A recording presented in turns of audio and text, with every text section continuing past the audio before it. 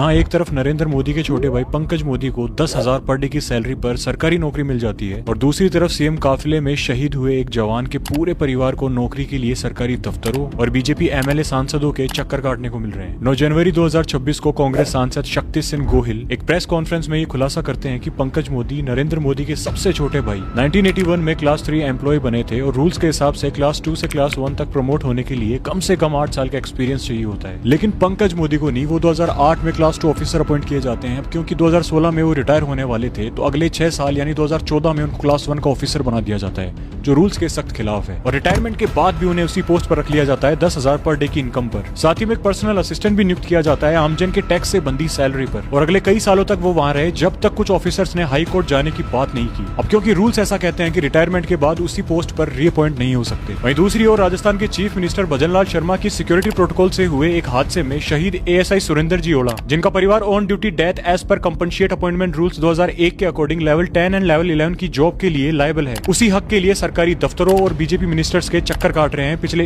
1 साल से। लेकिन फाइल रिजेक्ट कर दी जाती है ये कह कर कि अगले कुछ सालों में प्रमोट होकर गजेटेड ऑफिसर ना बन जाए।